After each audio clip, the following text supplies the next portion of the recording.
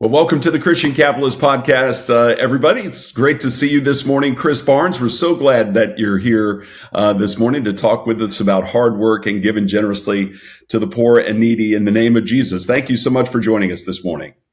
Amen. Trust me, it's my pleasure to be with you again. Great to see you too. And so tell us where you are this morning. I am at my home office here in Peachtree Corners, Georgia. So Awesome. it's a beautiful morning here, and we're just thrilled to be with everybody. Awesome. And a beautiful morning here in Northwest Florida as well. So, Chris, you are in Peachtree Corners, Georgia, and I understand work with a firm in Atlanta and have for some time. Tell us who you work with and what kind of your profession entails. Well, some of the folks might know the gentleman that I work with, a Hall of Fame quarterback by the name of Fran Tarkenton. And we have a firm called Tarkenton Financial here out of Atlanta, Georgia. And, I've been with Fran now for almost 23 years. Wow. And I've known him for 26 years. And a unique story there in itself. But we work with about 300 financial advisors across the country and in helping them to serve people in their communities and making sure that they have a great retirement income planning, estate planning, all the things that are extremely important in their walk. So, yep, it's great. It's a great time to be in this industry and do great things for people. Well, I appreciate that. We're going to dig into that today, Chris. One of the things I want to make everybody aware of is you and I are talking. Today is December 17th of 2024. So we're recording this and releasing it during the holidays. It's the time for giving, but I have a feeling that at Tarkenton Financial, when y'all are talking either to your clients or to the advisors that you work with, giving is a year-round activity, not just for Christmas time. Is that right? Absolutely. Absolutely. They say you can't give love. It always comes back to you. You can't give it away, right? It always comes back. And as you and I have talked in the past, they say money is the root of all evil, but the love of money is the root of all evil. You can do a lot of great things with money. We know about tithing within the church. We know about giving to the needy. But there are a lot of great opportunities where we can put our money to work for the folks that are the closest to us and folks that aren't that close to us that we can draw closer and be a real example of the love of Jesus Christ. And I'm so glad to hear you say that, Chris, because one of the themes that we've picked up here on the podcast is there are a whole lot of people all around our nation, really in the world, but especially that we've talked to here on the podcast who are trying to take Jesus into the workplace, that they feel like, if you just talk about your faith and worship Jesus and God on Sunday mornings, you're not getting the whole picture. So I'm so glad to hear you talk comfortably about how Jesus informs what you do in your financial advisory business. But tell us a little bit more about that, because you're in a unique role where many of your clients are actually financial advisors. So you have the opportunity to be kind of a multiplier in this message. Tell us what Tarkenton Financial does. Yeah, so in my role as the VP of annuity sales and business development, me and my team, we work with about 150 advisors across the country and making sure that they have the best marketing and they have the best software and the best support and they know what the best product is in the scenario to meet the client's income and asset goals. So we're constantly doing that. With our advisors. But the thing that's cool about that, and you mentioned it, is the multiplication and the multiplier there, because by us helping one financial advisor, that one financial advisor goes out and helps hundreds, if not thousands of clients. Yeah. And what that means to those clients and those families, it is so gratifying. It is so gratifying. And the products that we specialize in, Rich, are fixed indexed annuities, life insurance, and things of those nature. Things that no matter what happens in the world, and a lot of people look at the world right now and say, man, this is a crazy world. Yeah. We don't know what's going to happen. These are products and services that no matter what happens, folks can't lose money. They are insurance and a hedge against the downside risk of the marketplace. Mm. So you have a lot of people that are running towards certainty and safety. And that's really where we come in. I love that because in the world of, we were talking a little bit about this before the show started. In the world of financial advisors, there are folks that are, kind of on one end of the spectrum, trading in Bitcoin and advising on tech stocks and kind of the next generation of industries that are going to impact our economy. Sounds like y'all are on a much more conservative side of how to advise people on their financial affairs. Yeah, we absolutely are. As I've said before, I believe that we're on the side of the angels. It's very easy to be a financial advisor when you're in a bear market, right? I mean, everything's winning. The market's up. That's wonderful. But here's the thing, it's not always wonderful, right? And depending upon what stage of your life, I mean, we saw this with a number of the market downturns. You had people that were living high on the horse, and ultimately, as they're approaching retirement, all of a sudden the market goes down, and now they can't retire. There's a lot of uncertainty, and see, for me, I believe that you can't worship and worry at the same time. Mm. And one of the biggest worries that people have in their lifetimes is typically around finances and money. Yeah. So if we can provide some level of certainty there, with either guaranteed income that they can't outlive, or with life insurance, tax free income, or a legacy that they can leave to their children. These are things that we take very, very seriously, because we know if we can remove that worry, we know that there's a real chance that we can bring people closer to the love of God. I love that because it's so interesting that you say that, Chris. Time and time again, Jesus tells us in the Gospels, "Do not worry, do not fear," and that's something that he got from the Psalms. I mean, this is a theme throughout all of Judeo-Christian religion, right? Try not to worry because God will take care of you. Well, and I'm so glad you mentioned that. I've heard this before, and I when I heard it, I was like, I got to look at this, Rich. You know, in the Bible, it says, "Do not fear, do not worry," 365 times. Wow. 365 times, and we know that, hey, look, there are no coincidences, right? Right. The Lord's telling us at least once a day, right? Don't worry, don't fear, man, I am Exactly. here, right? Right. So it's really, really interesting. But It's yeah, so he's funny. got us. He's got us, man. He's got us in the palm of his hand, But hey, it's tough when you're trying to pay those bills and you're trying to take care of those kids and meet all their needs. Sometimes it's tough not to worry, but that's faith, right? Exactly. And one of my favorite parts of the Gospels is where Jesus is telling everybody, "Don't worry. Look at the sparrows. Look at the flowers in the field. If God takes care of them, how much more will He take care of you?" Amen. Anxiety about money is such an important part of life, Chris. We hadn't really talked about this before, but I want to ask your advice to give to a young couple that I'm talking to later today. As you know, I'm a Sure. pastor, and from time to time, a couple times a year, I get asked to marry folks. It's one of my honored privileges as a pastor to be able to do so. My premarital counseling that I do with young couples includes general introduction, talking about family, because there's so many issues that come from not only the families where a couple originate, but the ones they want to build. We talk about love and what that means and how the binding love that a married couple has together will keep them together. But then we also, and maybe one of the most important ones for our purposes today, is talk about money. So this afternoon, I'm talking to this young couple who are in their early 20s and getting married next spring about money. What advice would you give them? Wow. Well, first off, I believe that the Lord blesses folks who use their money for the kingdom, right? So, I think to tithe and do all the things, I think that's great, right? But the other thing I would tell folks is that as a young couple or a young individual, you're never more insurable than you are right now, right? And you never know what life has in store, right? Yeah. So one of the first things I tell young people is you'll never miss it.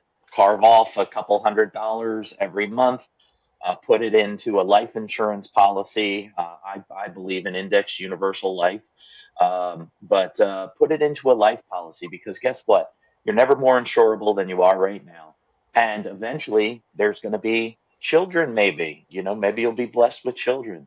But That money can be used tax-free when you draw it out to help pay for a child's education, pay for a home, or even in retirement.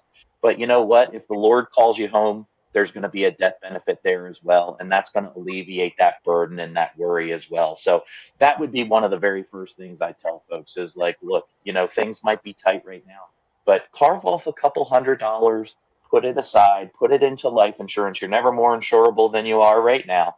And just let that do what it's going to do. As you advance in your career and you're making more money and all that kind of stuff, you're going to look back and you're going to say, man, I wish I could have put more money into something like Right. that, Right. you know. But as a 45-year-old man, I always look back and oh man, I wish I did more, So I always, with the younger folks, I try to give that, hindsight's always 20/20 perspective. So Exactly. yeah, That's great hindsight, and I'm going to pass that along and mention your name specifically. Well, so absolutely. you mentioned earlier that it's there's a bit of a story to how you got introduced and started working with Fran Tarkenton 26 Oh, years ago. Given that the Minnesota Vikings were on Monday Night Football last night, now's your chance. Tell us a little bit about that story. well, it's a great story, and see, I'm originally from Philadelphia, so I'm an Eagles fan. I don't typically tell people that, Rich, because I want them to like me. But cat's out the bag. Full disclosure. So I grew up in Southwest Philadelphia, and in my neighborhood, there wasn't a lot of great examples of really holy people that were hanging out on the street corner in the alley across the street or things like that. But it's interesting.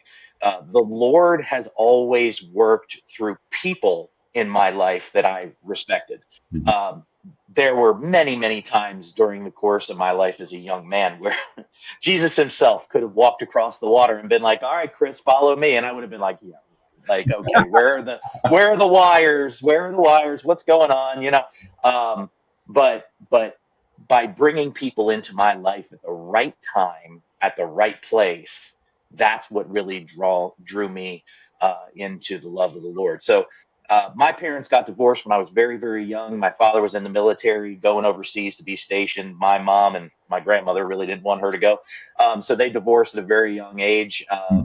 I was raised by my grandparents' old school values, and then my mother remarried when I was about 6 or 7 years old. And who did she marry? She married a Methodist minister. Oh, wow. So, so this began the process, Rich, of the Lord Yeah. knocking at the door, right? But I wasn't really ready to let him in. I didn't really understand what was going on. So fast forward, as I mentioned, I was raised by my grandparents. My grandfather, Korean War vet, blue collar mechanic, worked at General Electric his whole life. Great guy. He was my hero. So he ends up having some health issues later on in life. By the time I'm in high school, going into college, and as he's having these issues, I see him. He's softening. We're having tough conversations about his faith and what he believes, and I was shocked. I was shocked with some of the conversations and some of the revelations that he had as you really saw him become more vulnerable and come towards the end of his life, and I was amazed, and it really drew me closer. And there's something here. There's something here. So he ends up passing away my freshman year of college. Hmm. What like we had talked earlier about milestone moments and some of the things that happen in your life and where that really gives you a chance to show up and show out for people. That was a milestone moment in my life for the worst. And people surrounded me and they showed me love. But here's the other thing, and this is what I mean with how the Lord works in mysterious ways. So my dad and my stepmom get married just about a year later. And I come to find out that my stepmother and Hall of Fame quarterback Fran Tarkenton's wife, Linda, were best friends in high school. Oh, wow. So, yeah, so I end up meeting Linda and her daughter at the wedding. We hit it off. We're talking and getting to know each other and all this kind of stuff. And she says, you got to meet Fran. You got to meet Fran. You got to come down to Georgia. We'll go out. We'll go to the lake in the summer. We'll play a little golf, but you have to meet Fran.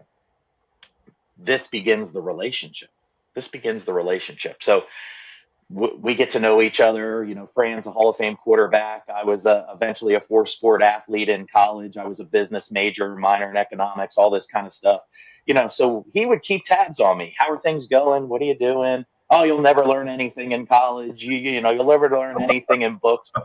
You got to get your hands in the soil, all this kind of stuff. Fran's always been that way, but he's been a great father figure and mentor. But he came into my life at the time that I needed somebody to be there, somebody who was that father figure, somebody who could be a mentor, and somebody who could take my mind away from this extremely traumatic event that I had gone through in losing my grandfather Yeah. just a year earlier.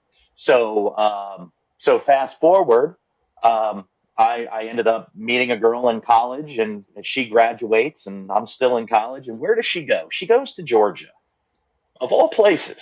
Of all places, she comes down to Atlanta, Georgia for a job.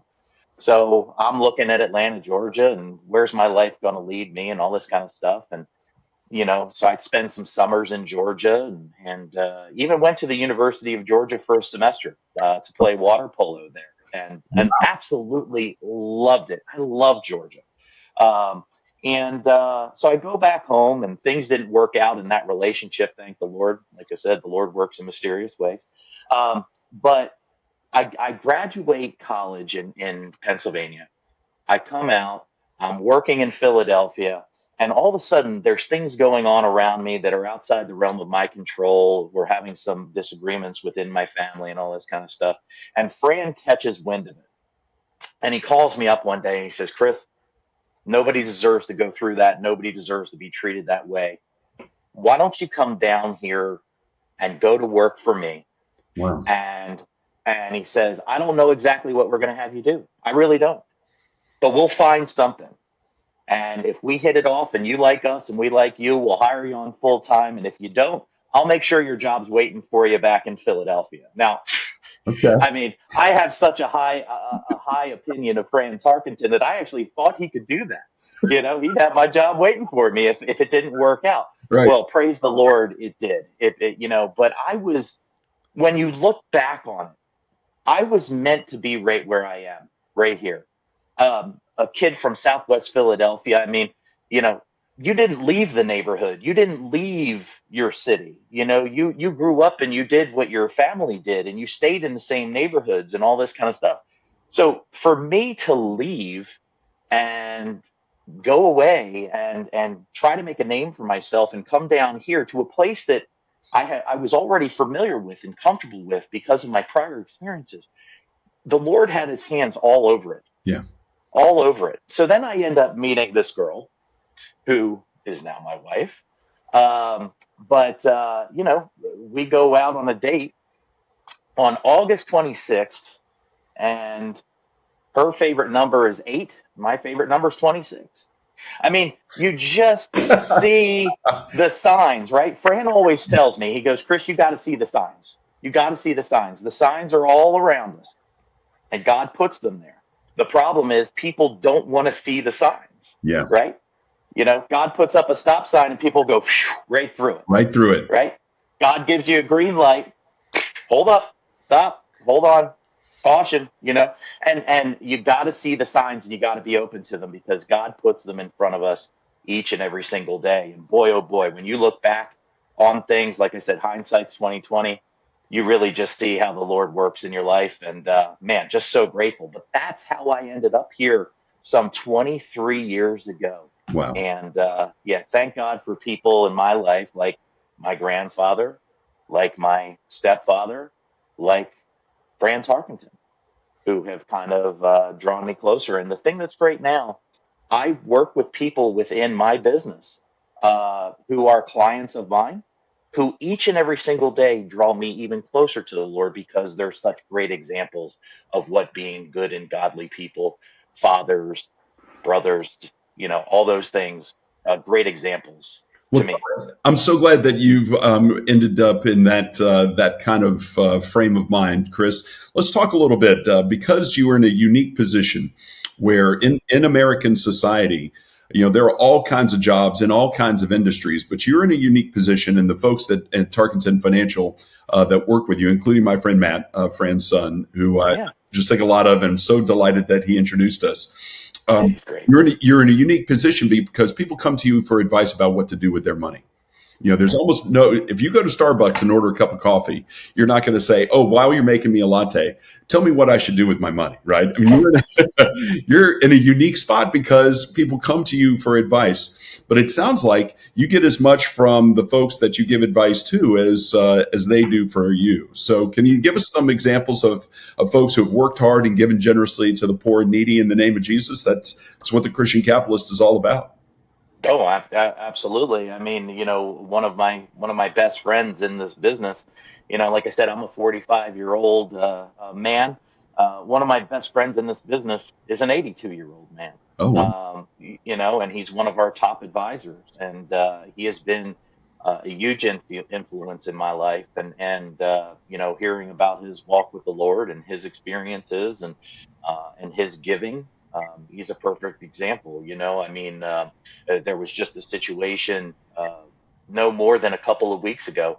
Uh, we were praying for a young boy who was, maybe about a year old and had was born with cancer, gone through multiple surgeries, was going through experimental treatments, which were very, very Wow. expensive.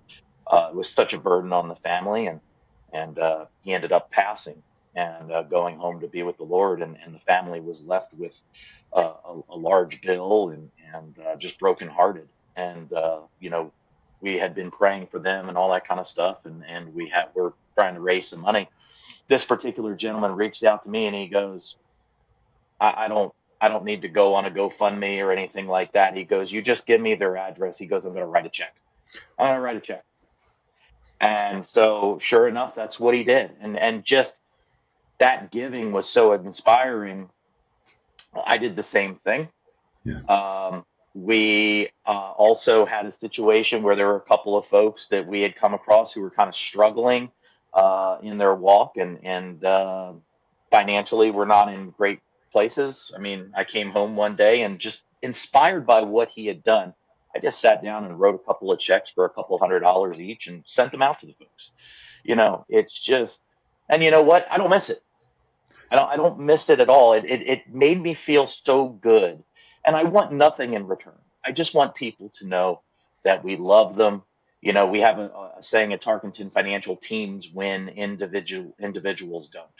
Right. And this life we live can be very, very lonely at times. And our business for a lot of these financial advisors can be a very lonely business at times. Hmm. And so, what we want to do is we want to be the people who come alongside somebody, whether it be helping them to make good financially sound decisions with their clients or just during the walk, because the walk is tough at times.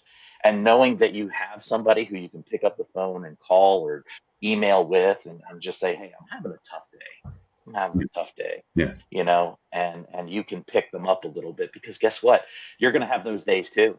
And and those folks who are, you look at them and they're like, oh, this is my client. Well, they become your friends, they become your family, because they care just as much for you as you do for them. And man, that's why I've been doing it, with this particular group for 23 years. The culture, the caring, the people, that's what you do it for. That's so cool. And so I got a bunch of questions for you that flow from that. But let me start with the 82-year-old, because Yeah. we were talking earlier about how we take our faith into business. We can't just worship God and His Son, our Savior Jesus, on Sundays and then leave it behind. That relationship with Christ goes wherever we go, including work, which for folks like you and me, I have a feeling goes way beyond 9 to 5, Monday through Friday, right? Yes. Yes. How did you come to the point where you started praying with this man who you work with? What was that like? Well, oh, well, it was very interesting. So, there was a gentleman out of New Hampshire when we started this business, a gentleman by the name of Bill Myers, and great man of faith. And he said, Chris, we've got a lot of like-minded individuals within Tarkenton Financial. I think we should, start a fellowship of Christian advisors that, gets together once a month and so on and so forth. And so we did. We started that, and we still do it to this day, as you know. But during that time, Bill, who started this, he got very, very ill. And he battled um, cancer, dialysis, traumatic brain injury. I mean, this guy had Yeah. gone through everything, and all the while was just so faithful to the Lord, and he loved his Lord, and he was such a great example.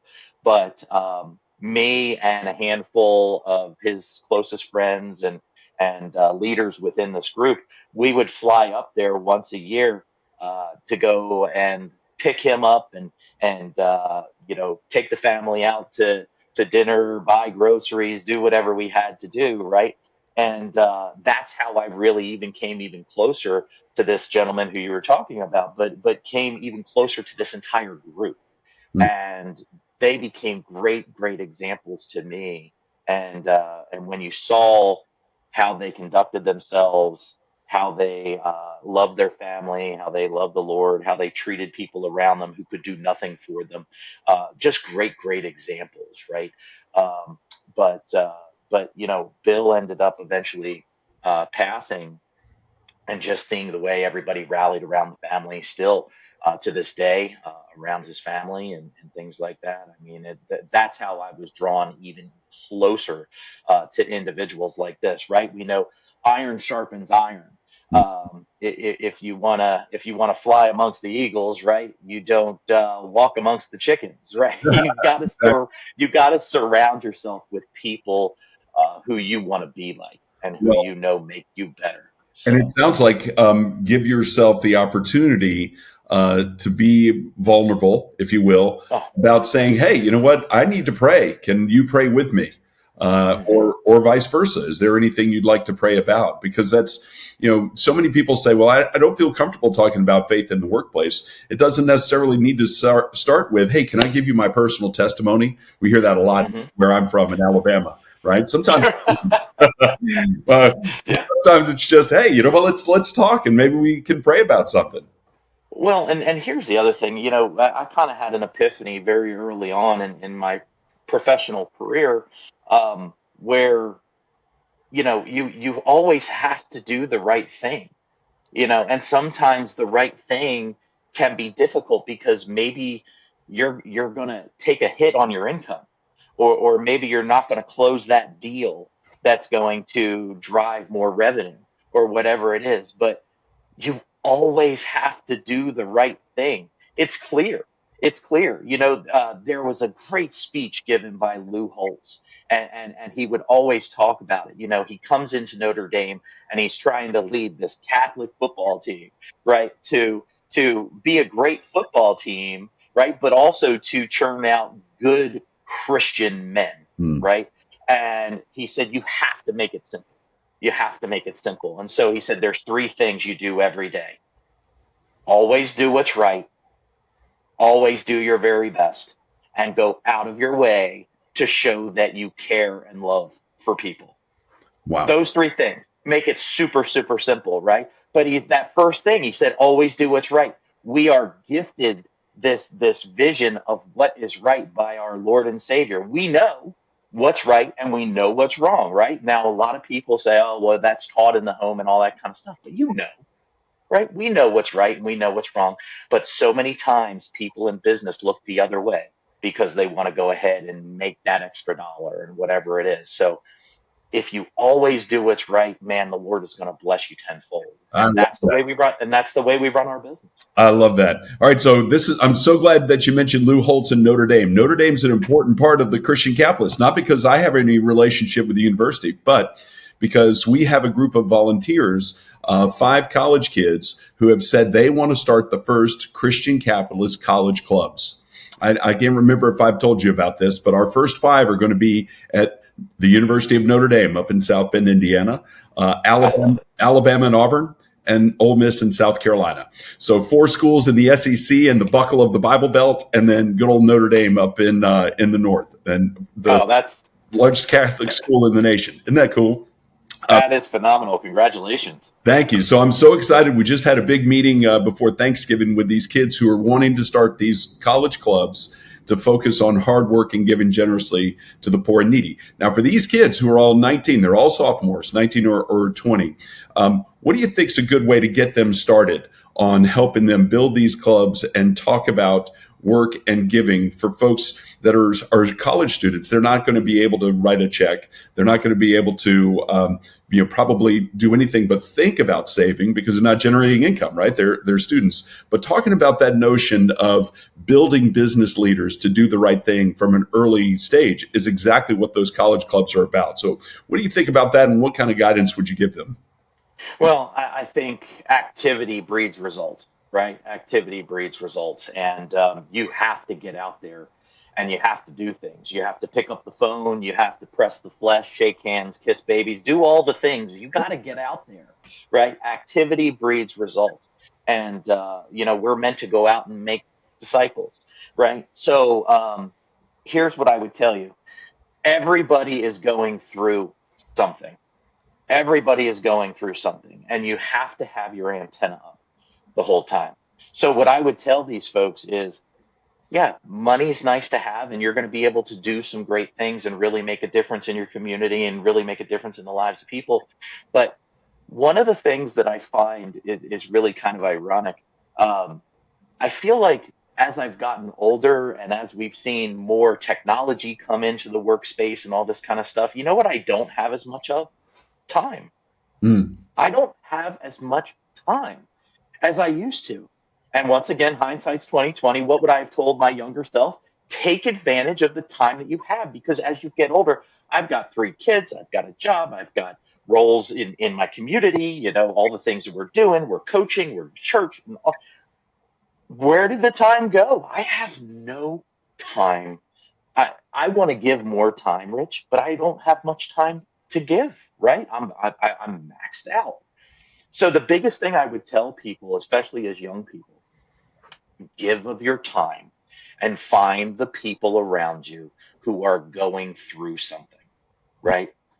Everybody, like I said, they're having defining moments, milestones in their lives, all these kinds of things. And it is an opportunity for you to show out. It's an opportunity for you to step to the plate, profess the love of Jesus Christ, be somebody who is an example, right? And I mean, I can tell you a number of situations, but it's not about money. It's not about money. One of the greatest things I ever did for somebody, um, one of our great friends, he was a financial advisor of ours. He decided he was going to go to another organization, right? Because he wanted to maximize his income earning potential because he was going to retire in like 3 or 4 years. right. And this other group that was out there, right? Oh, we're going to do this for you. We're going to pay you this. We're going to give you all this stuff, right? They sold him a bill of goods, right? And that's what a lot of people do. They're chasing the dollar, and they're selling you a false bill of goods. Well, said, you go do what you need to do. And he did. And about a year after being there, he got cancer. He got cancer. Oh no. And so the sad part was we had no idea whether he would live or pass or anything like that. But the most important thing was that, he knew we loved him. We were there. What could we do? I called him, Fran called him, other people within our organization called him. We were praying for him. We were doing all the things, right? He wasn't working with us. He didn't add $1 to our overall profitability over the course of about 2.5 years. But we called, we cared, we were there to help. And it wasn't a matter of we were trying to recruit him back. We didn't know if he was going to live or die. Right, right. But it was the right thing to do, Rich. It was the right thing to do. If you care about people, you care about people whether they add to your bottom line or they don't. Right. That's it.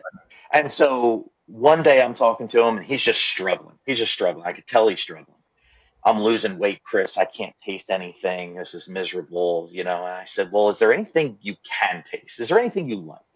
Oh, God, I put ketchup on everything. It's the one thing I can taste. It's the one thing I can taste. I said, I got you. I got you. I hung up the phone. I told him I loved him. And I immediately went to Amazon and I ordered 4 of those big giant pump bottles. right? Of ketchup. Yeah, but And you know how you can, yeah.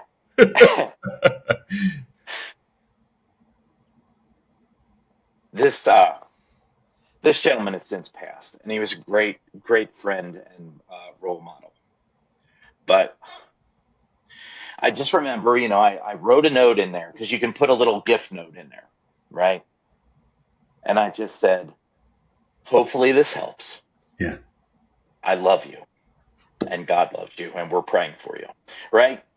I think I spent on those 4 bottles of ketchup, maybe, I don't, it was like maybe $12 or something like that, right? And we joked around about that, all the way up until his passing. That was something we had talked about. But he beat that cancer the first time, and he called me up and he said, "Chris, I want to come back." And I said, "Rick, I would love to have you back, but that's not why we did things that we did." And he goes, "I know that." He goes, "I just want to let you know that group that told me they were going to do everything for me when I got cancer and I couldn't work, they didn't call me one time. Not one time." unbelievable. And see, that's the thing. So many people are struggling. So many people are broken. So many people have broken relationships with spouses and children, right? And sometimes people just want to know that you're taking time that they know you don't have to think about them. So that's the thing I would tell these kids is get out in the community. Get out in your dorms. Go find people because everybody's going through something, and just let them know that you're there. Let them know that you care, and let them know the reason that you care so much. Yeah, Right up there. that's it. You know, That's it. our first guest on the podcast was a Catholic deacon in San Antonio who served in the Air Force with my dad. He had an opportunity to spend time with and learn from Mother Teresa in the Philippines Oh, in the 70s. I know. wow. If you haven't had a chance to listen to that podcast, I encourage you. It's episode number 1. And I love it. he said, Mother Teresa always said, every single person is called by God to be someone special to someone else. And as we talk about hard work and giving generously to the poor and needy, I'm so glad that you, as a financial advisor, are emphasizing the point that that gift doesn't have to be money. That gift can be just time and concern. That you love somebody because that's what Jesus told us to do. Go forth, Yeah, love your neighbor. that's it. Well, and the folks that we work with, we always tell folks, this is your business, but it's your ministry too. Yeah, I mean, like I told you, there was a time in my life where Jesus could have walked across water and told me, "Follow me," and I wouldn't have listened, yeah, right?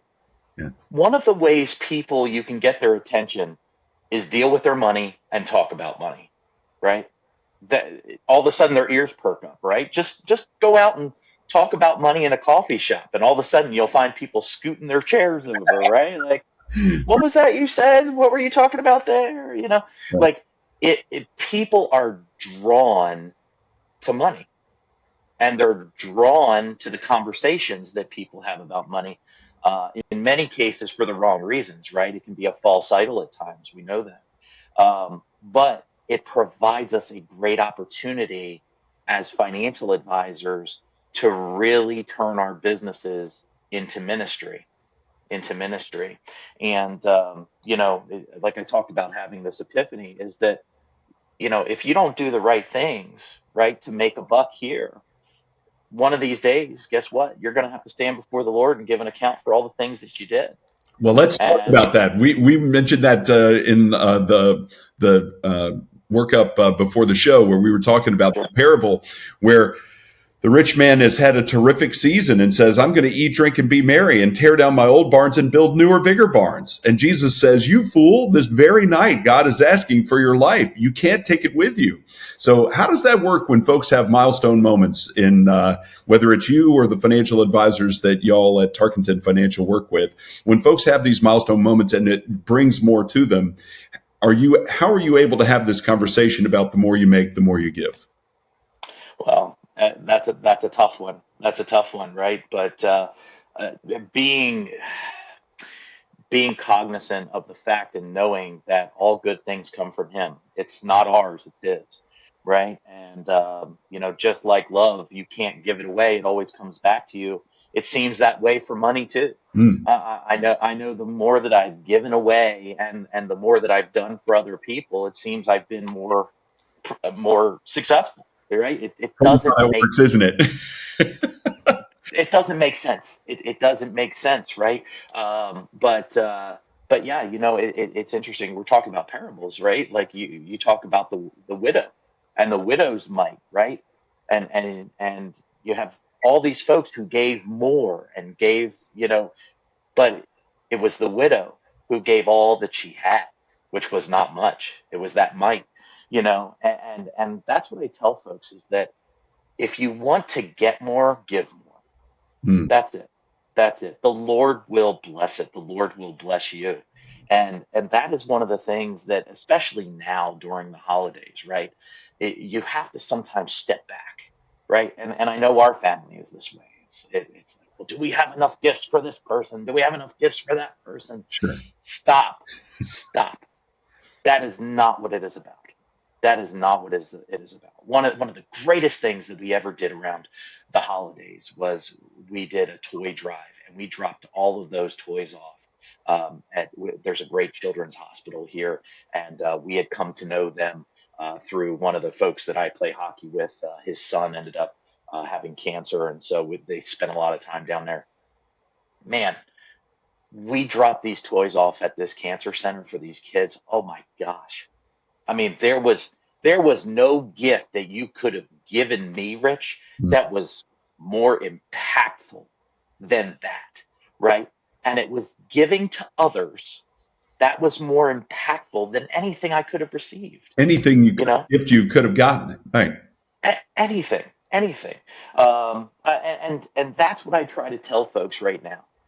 Look, I have everything I need. I don't need anything. Like, go make a donation over here, go make a donation over there, do something with your time, right? But I don't need things, right? Like you said, you can't take it with you.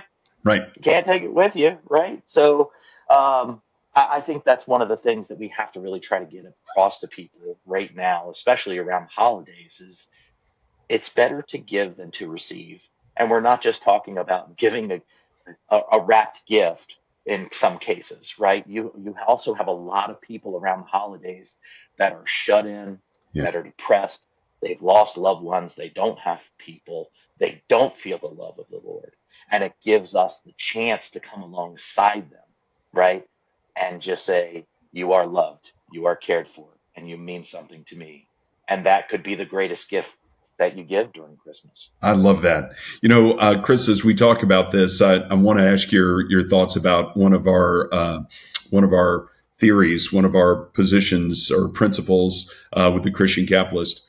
That sense of joy that you got from giving kids at the toy drive, who Mhm. had cancer, that sense of joy that you got, that was so much more overwhelming than any gift that you could have received. Our theory is that we are made in God's image, and that because God gave us life itself, creation, and his son, our savior Jesus, we're made in his image likewise to give. And so that joy that we receive from giving is hardwired into us because we're made in God's image. What do you think of that? I think you're spot on. I think you're spot on. Just the same way that we know the difference between right and wrong, and we should always do what's right. When you give and you just feel, it's like, you always hear the story of the Grinch, right? And you see that heart just, right? It's the same thing. Right. It's the same thing. If you give, that's what happens. And that's the thing. I was having a conversation. I play ice hockey here in town. I was having a conversation with one of the guys after the game, and he just had his first child. Just had his first child, All right. and his wife gave birth at 29 weeks. She had preeclampsia, all this kind of Mm. stuff. And so, they were in the NICU and all this kind of stuff. And he was just overwhelmed. And I told him, I said, when you have a child, um, there's this extra compartment, right? Your heart's going to grow so much larger of love that you never even knew that you had for your wife and your child and all these things. And he said, Chris, when we went through this, I also realized that there were so many people who came around us and surrounded us who loved us as well, Mm. right? And they gave. They gave of their time. They gave of their money. They picked up meals. They dropped off people. So it's once again these milestone moments, right? Where we can come alongside people, we can give our time, we can give our money, we can give of our resources, right? And though it may not seem like much to you, boy, it's something that other people will never ever forget. Exactly.